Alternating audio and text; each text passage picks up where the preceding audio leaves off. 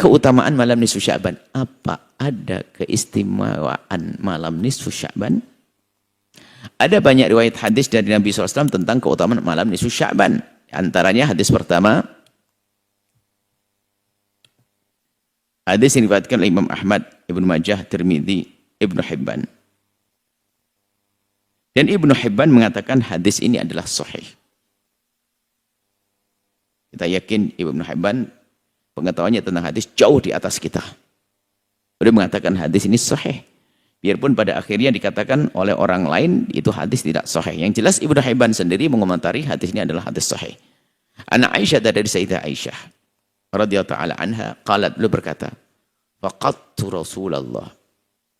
Aku kehilangan baginda Nabi. Karena waktu itu baginda Nabi seharusnya bersama Siti Aisyah, di rumah Siti Aisyah. Cuma di tengah malam, Nabi tidak ada. Faqadtu Rasulullah, aku kehilangan Nabi. Lailatan pada suatu malam. Fakharajtu, kemudian aku keluar, cari kemana. Wa idza huwa bil Baqi, ternyata Nabi ada di Baqi. Semoga nanti semua sampai Madinah. Jadi ada rumah Nabi yang sekaligus sekarang jadi makom Nabi. Makbarah itu, kalau kita menghadap ke kiblat begini, maka kita ke arah kiri lurus dari makam. Kalau kita menghadap ke makam Nabi, ke arah kiri lurus, itu kurang lebihnya berapa puluh atau belasan meter, atau mungkin 20 meter, atau 30 meter paling panjang, atau mungkin sampai 50 lah. Pokoknya lurus, maju sedikit, itulah Baqi. Baqi al-Gharqad, makam kuburan. Di situ banyak sahabat Nabi dan juga putra-putra baginda Nabi dimakamkan di situ. Nabi rupanya di situ.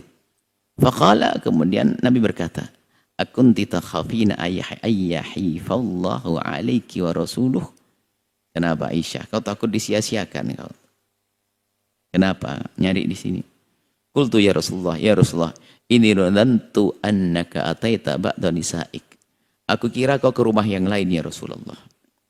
Faqala, Nabi menjawab, innallaha azza wa jalla, Allah maha mulia, maha agung, yanzilu lailatan nisfi min Sya'ban, turun setiap malam nisfu Sya'ban, ila sama'id dunya, ke langit dunia.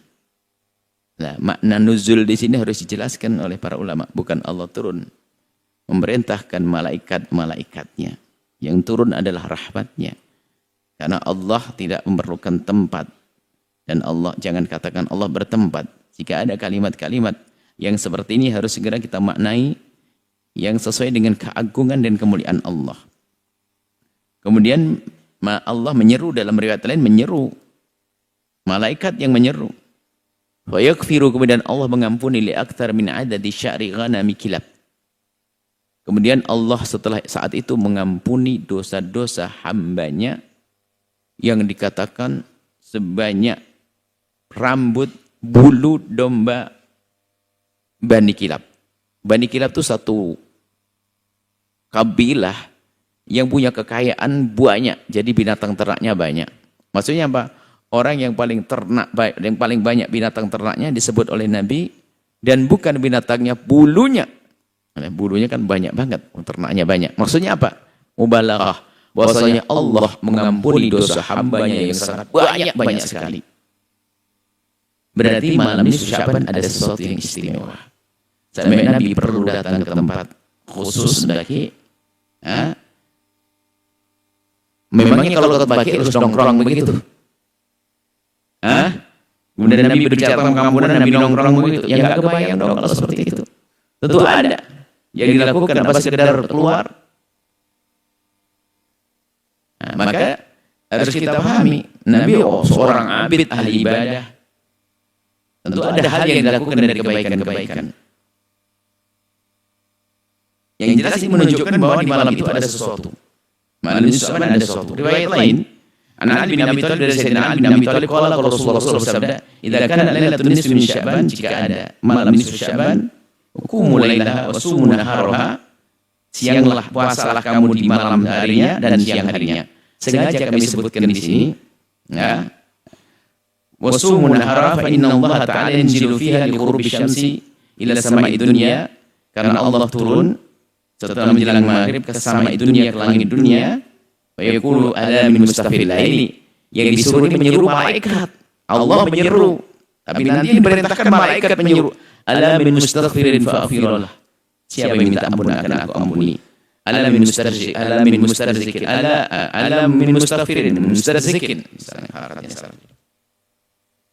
Wa arzuqah, siapa yang minta rezeki akan aku beri rezeki. Ala mubtala, siapa yang punya sakit, wa'afiyahu maka akan aku kesembuhan.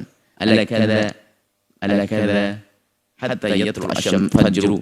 Jadi terus Allah menyeru siapa yang punya hajat, siapa yang punya keperluan, akan aku kabul. Rawahu Najih wal Baihaqi. Dan memang kita sebutkan di ujung sini banyak hadis ini ditolak. Anggap saja kalau ini ditolak ada hadis yang sahih nanti. Sengaja kami hadirkan hadis yang biasa dihadirkan oleh umat, akan tapi kita juga sebutkan siapakah ulama yang menganggap bahasanya hadis itu dianggap. Hadis ketiga, Abu Nuaim. Nah, ini hadis ini yang mentasih orang mutakhirin banyak. Bahkan dari orang-orang yang anti nisfu Sya'banan ini ternyata juga mentasih hadis ini.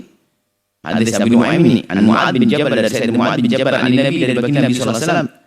Yattali'u Allah tabaraka wa ta'ala ila khalqihi lailatan nisfi min Sya'ban. Allah akan melihat dengan khusus, pandangan khusus kepada hambanya di malam nisfu Sya'ban. Wa yaghfiru jami'i khalqihi, kemudian Allah mengampuni semua makhluknya illa lil musyrikin, kecuali orang yang mengikutkan Allah musyahin, atau orang yang punya kebencian dan dendam di antara sesama. Ini hadis ditasahih oleh para muhaditsin juga. Dianggap sahih hadis ini. Bahwa di malam nisfu Sya'ban Allah akan membagi-bagi pengampunan kecuali orang yang punya dendam dan yang menyekutukan Allah. Hadis keempat riwayat oleh Ibnu Majah dari Abu Musa Al-Asy'ari. Abu Musa Al-Asy'ari radhiyallahu anhu, an Rasulillah, dari baginda Nabi Muhammad sallallahu alaihi wasallam, inna Allah la yattali'u fi lailatin nisfi min Sya'ban wa yaghfiru jami'a khalqi illa al-musyrikin aw musyahin. Maknanya sama dengan sebelumnya. Allah mengampuni hambanya kecuali mereka yang menyekutukan kepada Allah dan yang memutus atau yang membuat permusuhan kebencian. Baik, ada riwayat banyak. Hadis ini juga diriwayatkan oleh Ibnu Hibban dalam kitab sahihnya dari Sayyidina Mu'ad bin Jabal, bukan dari Sayyidina Abu Musa Al-Asy'ari, dari Sayyidina Mu'ad bin Jabal. Baik, hadis ini diriwayatkan juga oleh Ibnu Hibban dalam kitab sahihnya dan juga diriwayatkan oleh Imam Bazzar. Ibnu Hibban meriwayatkan dalam kitab sahihnya hadis ini. Imam Bazzar dan Imam Baihaqi dari Sayyidina Abu Bakar Siddiq juga. Dari Sayyidina Abu Bakar Siddiq, dari Abu Musa Al-Asy'ari, dari Sayyidina Mu'ad bin Jabal ada. Memang ini harus jadi catatan. Banyak pakar hadis yang mengatakan lemah pada hadis-hadis tersebut. Khususnya hadis yang pertama dan kedua. Ya, jangan sampai dianggap kita mau memasukkan hadis lemah dan sebagainya. Kita hadirkan dan kita akui bahwasanya untuk hadis yang kedua, yang pertama dan kedua memang sangat banyak yang melemahkannya. Akan tetapi ada sebagian dari mereka yang juga menghukumi kebenaran hadis-hadis tersebut, khususnya hadis yang ketiga dan keempat. Karena ketiga dan keempat banyak ditasahih oleh orang mutakhirin yang katanya bahkan kelompok orang yang paling antipati dengan nisfu Sya'ban. Tapi ternyata hadis ini tasahih. Waktu ditanya, lalu kenapa kau mentasahih ibaratnya? Mereka menjelaskan pengikut-pengikutnya mentasahih hadisnya. Kemudian di asisnya ini tidak menunjukkan kita harus beramal ini. Banyak macam-macam hujah yang dihadirkan. Padahal hadis ada tentang keutamaan malam itu. Artinya riwayat-riwayat tersebut tidak semuanya disepakati kelemahannya. Jika demikian adanya, maka sangat diperkenankan untuk menggunakan hadis tersebut karena tidak disepakati kelemahannya. Ada yang tidak disepakati kelemahannya. Berarti tentu sangat sah jika kita masih meyakini ada keutamaan malam nisfu Sya'ban.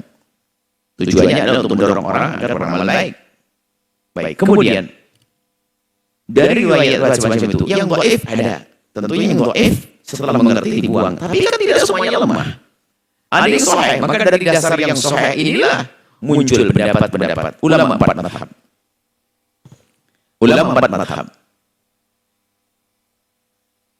Hafidz Ibnu Rajab Al-Hambali dalam kitab Lataiful Ma'arifnya, wa lailatul nisfi min Sya'ban, malam nisfu Sya'ban, kanat tabi'una min ahli Syam, para tabi'in di ahli Syam, ka Khalid bin Ma'dan, seperti Khalid bin Ma'dan, wa Makhul wa Luqman, dan Makhul juga Luqman bin Amir, wa ghairihim, dan yang lainnya, yu'azzimunaha, mengagungkan malam nisfu Sya'ban, wa yajtahiduna, berusaha serius, semangat fiha di malam nisfu Sya'ban fil ibadah di dalam ibadah. Wa anhum akhadha an-nasu fadlaha wa ta'dhimaha. Dari mereka inilah ulama-ulama mengambil pemahaman tentang pengagungan terhadap malam nisfu Sya'ban. Ibnu Hajar melanjutkan.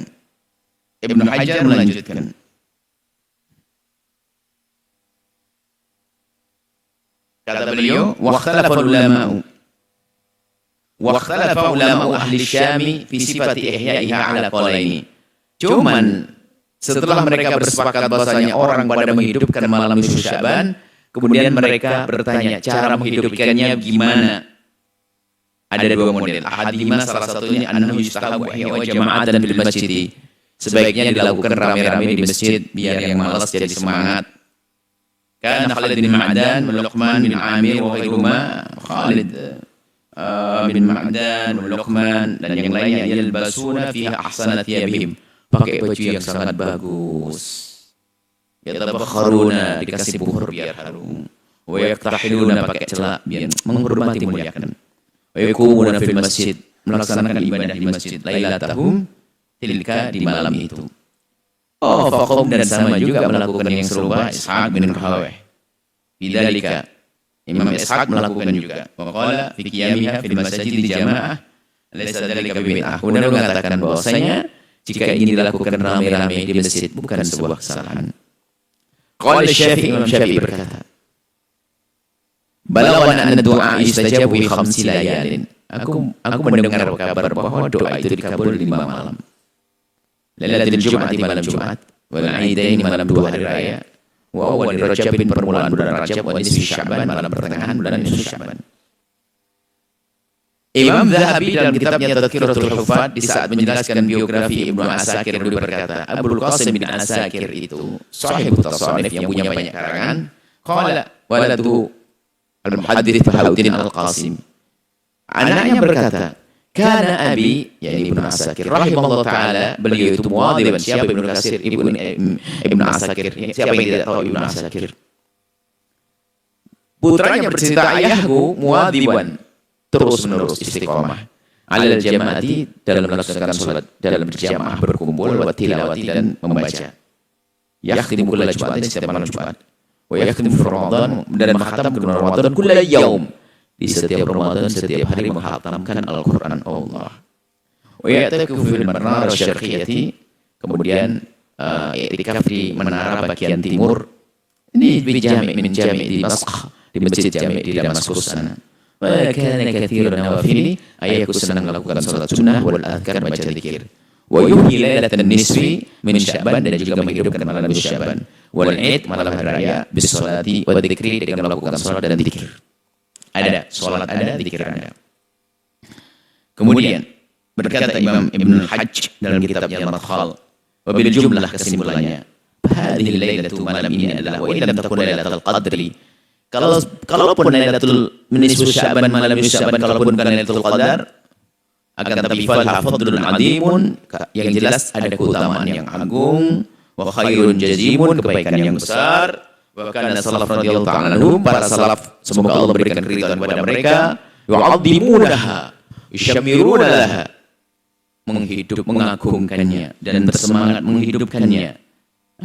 Qabla itiyaniha, bahkan sebelum datangnya bulan nisfu Sya'ban sudah siap-siap.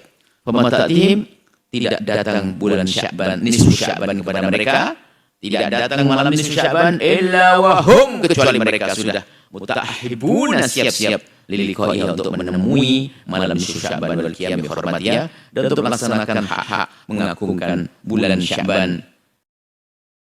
Alama qad ulima min ihtiramihim syair, seperti yang sudah dikenali bahasanya mereka sangat mengagungkan syiar-syiar. Selagi bulan-bulan mulia mereka agungkan syiar-syiar Allah. Baik, kemudian juga ini di antara mereka orang yang biasa pada mengingkari malam nisfu Sya'ban. Ternyata imam dari orang-orang yang biasa mengingkari kami hadirkan di sini. Orang yang biasa mengingkari nisfu Sya'ban dan mungkin gampang mencaci dan mengolok. Ternyata orang yang sangat mereka agungkan ada namanya Ibnu Taimiyah. Beliau dalam majmu' fatwanya menyebutkan, idza shallal insanu lailatan nisfi wahdah.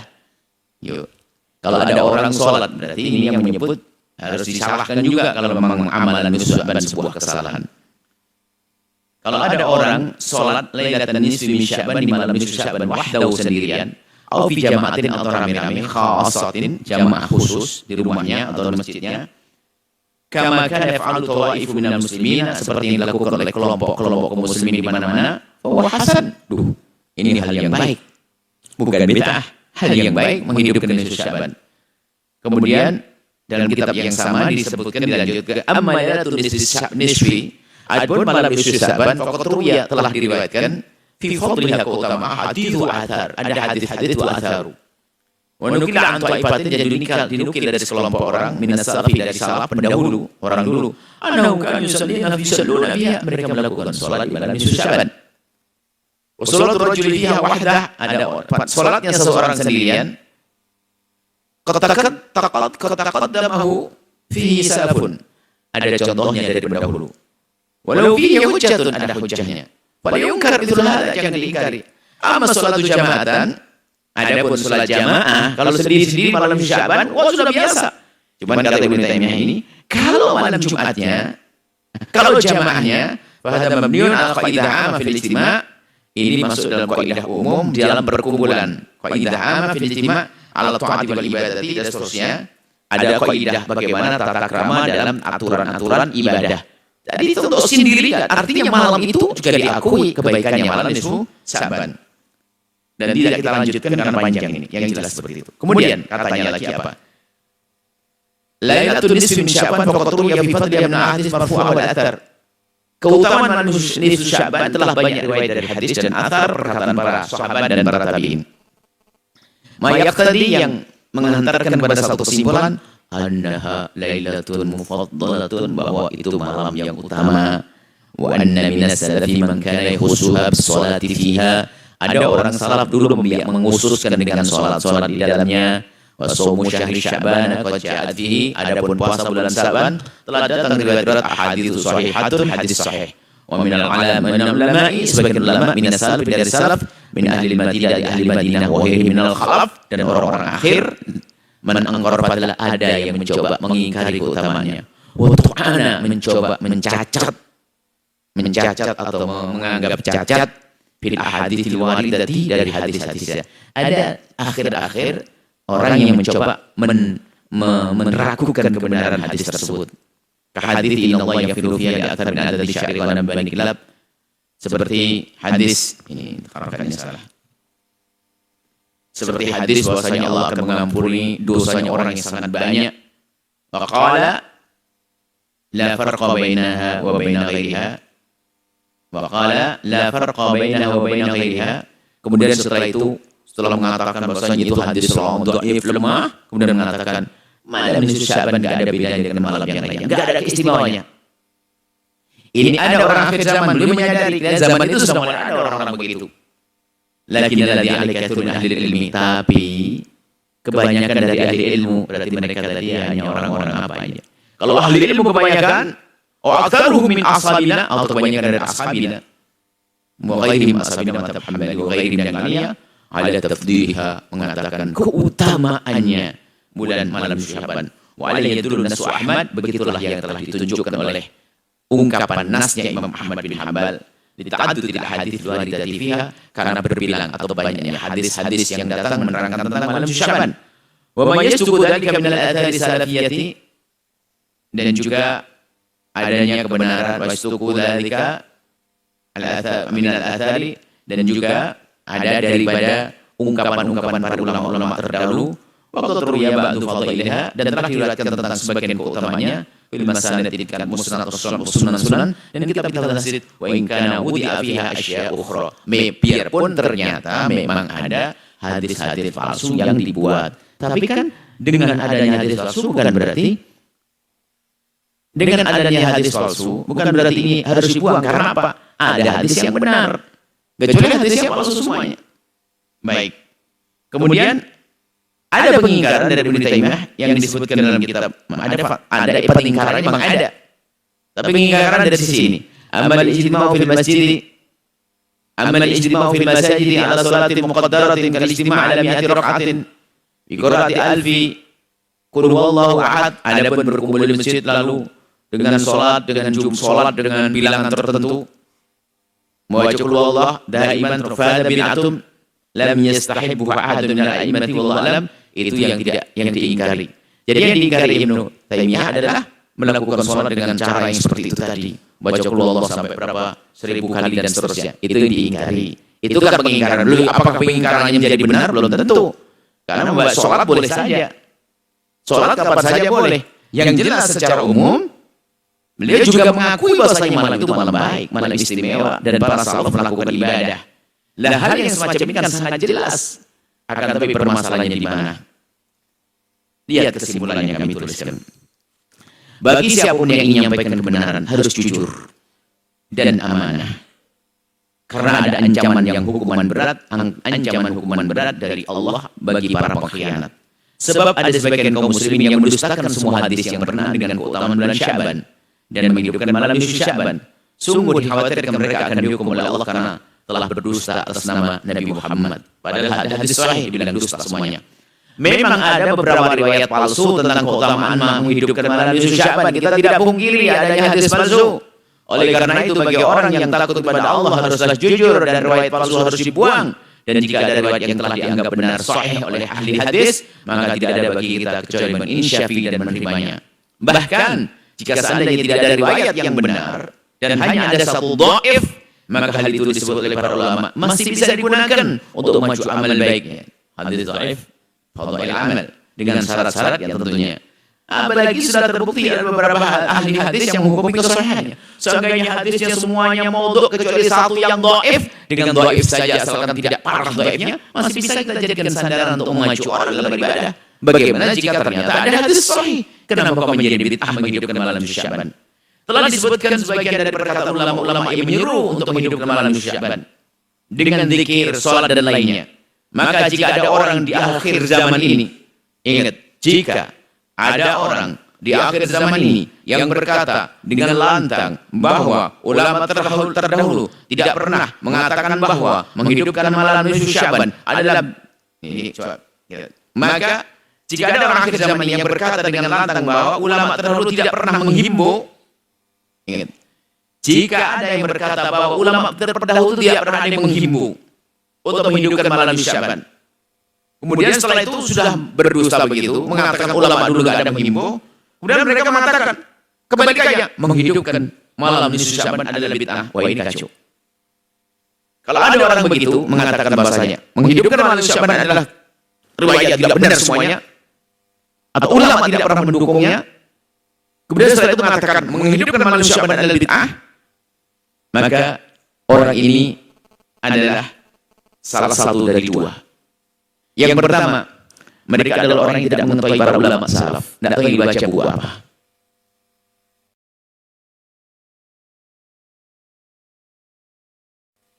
Karena mereka tidak, selagi dia tidak mengenal ulama salaf, ya nggak perlu diikuti domnya. Bagi kita tidak ada pilihan lain kecuali mengikuti ulama-ulama yang mengimbau dan menghidupkan malam Sya'ban. Baik, setelah seorang mukmin tahu bahwa malam itu adalah malam pengampunan, hendaknya malam itu ia berusaha untuk menjaga orang yang layak. Menjaga orang yang layak mendapatkan pengampunan. Ini menjaga, ini berusaha. Ada salah ketik. Seseorang setelah seorang mukmin tahu bahwa malam itu adalah malam pengampunan, hendaknya di malam itu ia berusaha untuk menjadi orang yang layak mendapatkan pengampunan. Gimana caranya? Hindari dosa, sambung silaturahmi, agar mendapatkan ridho dan rahmat dari Allah, memperbanyak ibadah, jauhi kemaksiatan, berusaha memangkas kebencian seperti yang sering kita serukan kepada sesama, memangkas kebencian. Cara menghidupkan malam Sya'ban adalah dengan memperbanyak amal-amal yang diajarkan oleh Rasulullah, seperti melakukan salat sunnah hajat, tasbih, witir, sholawat, dzikir, istighfar, Quran, dan baca ilmu yang menjadi kita semakin dekat kepada Allah. Dan ada seperti sholat yang disebut dengan sholat raghaib dan sebagainya, biarpun itu disebutkan oleh Imam Ghazali misalnya, tapi dari ulama kita juga mengingkari seperti Imam Al-Albani, bahkan Ibnu Hajar juga mengingkari. Terlepas dari itu, maka bagi yang sudah menemukan kebiasaan di sebuah kampung melakukan sholat malam nisfu Sya'ban dengan 100 rakaat misalnya, Jangan diberi dengan nama rohoib atau yang lainnya. Sudahlah sholat sunnah mutlak itu saja. Saya ingin melakukan sholat 10 rakaat boleh, 20 boleh, 100 boleh, 200 boleh. Kenapa? Sholat itu adalah satu amal yang dianjurkan untuk diperbanyak. Baik ini adalah masalah usia Sya'ban. Nah, setelah itu semoga kita sudah menjadi reda. Tidak menjadi seperti sebagian orang. Caci maki Allah-Allahan. Padahal penjelasannya sangat gamblang. Hujahnya juga sangat jelas. Dan siapa yang mengatakan, siapa yang mengikuti, dan siapa yang mengamalkannya. Wallahu a'lam bishawab.